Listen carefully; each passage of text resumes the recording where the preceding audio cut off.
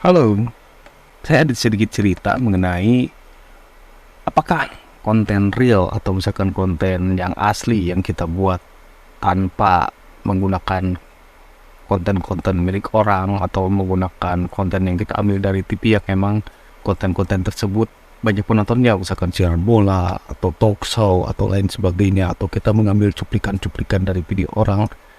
Iya sih, kadang-kadang itu bisa mengundang penonton untuk menonton video kita. Tapi seperti saya sebutkan di beberapa video saya sebelumnya, kalau misalkan kita menggunakan konten orang, itu akan menjadi kesulitan tersendiri ketika kita akan mengajukan monetisasi. Dan ya itu kadang-kadang itu yang kadang membuat kita frustasi ya. Kita kan membuat konten itu tidak mau sia-sia ya. Kita pengen si konten video kita, channel kita maju berkembang dan menghasilkan. Kalau misalkan enggak, tujuan kita bukan untuk menghasilkan earning atau pendapatan, ya itu mungkin tidak masalah, silahkan mungkin teman-teman bisa menggunakan cara-cara itu. Tapi saran saya kalau misalkan dengan tujuan teman-teman untuk memonetisasinya, saya sarankan tidak untuk menggunakan video-video dari punya orang dan video-video yang tidak diperbolehkan oleh YouTube. Nah, saya punya cerita seperti ini. Pada Ramadan tahun 2022, awal Ramadan, saya iseng-iseng ngeplong pakai kamera Xiaomi pada saat itu, dan saya naik motor jalan ya seperti biasa yang namanya motovlog gitu. Kontennya itu berisi tentang jalan, lalu saya isi dengan suara saya.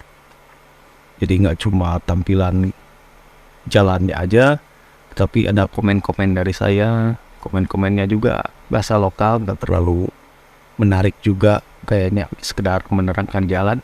Lalu ternyata ketika di jalan saya kan dari Sumedang, lokasi saya di Sumedang. Ternyata pas pulangnya saya melewati rumah Teh Ocha, penyanyi pop kenamaan di nasional ya. Itu nggak sengaja sebenarnya. Saya lewat ke rumah Teh Ocha, saya bahas sih di rumahnya, cuma sekilas saja sebenarnya. Dan itu saya melewati itu juga sebenarnya sebagai jalan pintas, karena emang udah terlalu jauh nih.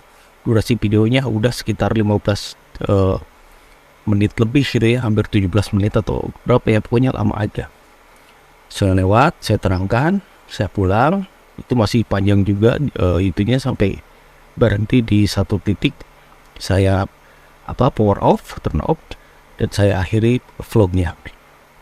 Nah, di bulan-bulan awal si video itu ya saya juga sebenarnya nggak terlalu banyak berekspektasi. Yang penting saya membuat video yang asli aja gitu buat saya. Ya karena juga saat itu gabut juga. Konten apa nih? Saya bikin konten vlog aja. Nah, 1 bulan itu di awal minggu, kontennya penontonnya paling cuma berapa ya? 5. Jadi kecil banget gitu ya, di bawah 10 bahkan. Akhirnya saya tinggalkan aja. Saya pikir, tapi saya nggak sakit hati karena tidak terlalu berekspektasi untuk mendapatkan view banyak. Saya bikin terus. Yang video tersebut saya tinggalkan, saya bikin video baru lagi. Semuanya konten original, saya bikin baru lagi. Apapun yang jalan saya kamera aja gitu. Yang penting ada sisi menariknya, saya ambil gambarnya. Nah, tanpa sengaja setelah lewat bulan Ramadan kan,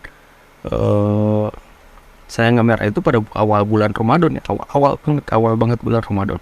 Setelah lewat bulan Ramadan dan setelah lewat Idul Fitri, saya mendapatkan sesuatu yang mengejutkan di analitik. Saya coba cek analitiknya. Loh, kok ini ada satu video yang benar-benar ngangkat banget. Video apa nih? Saya kaget juga, karena baru-baru kali ini saya mendapatkan penonton yang banyak di channel ini. Karena saya kan punya beberapa channel. Di channel Sunda ini kok ada penonton yang banyak. Saya penasaran, akhirnya saya lihat si judul videonya, ternyata video yang vlog itu, vlog yang gak menarik pada saat awal saya nge-video, yang pada awal minggu jelek banget sih video. Iya, ternyata setelah lewat 1 bulan view itu nggak tahu kenapa itu kayaknya diangkat oleh YouTube, si videonya menjadi banyak yang nonton, banyak yang komen, dan ya kaget. Dan itu akhirnya si video itu bisa mengangkat jam tayang saya menjadi 4.000 jam tayang lebih, mencukupi jam tayang untuk dipersyaratkan ke monetisasi. Cuma yang saat itu cuma kurang beberapa subscriber aja.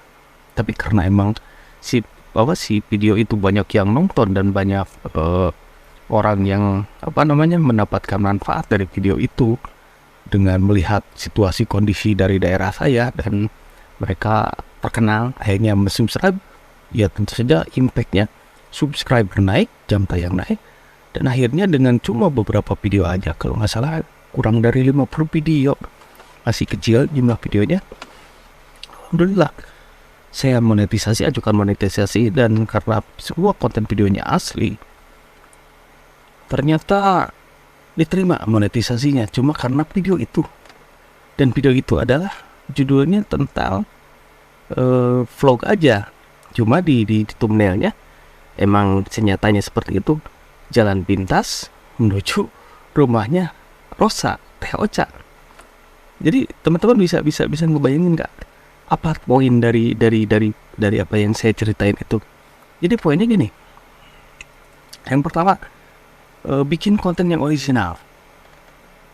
Saya yakin kalau misalkan kita kena momentumnya, kita nggak tahu video mana yang bakalan meledak, dan saya yakin YouTube juga akan memilihkan video kita yang akan di-push. Cuma mungkin si YouTube itu meminta kita bikin dong yang buatan kamu sendiri, bukan ngambil dari orang.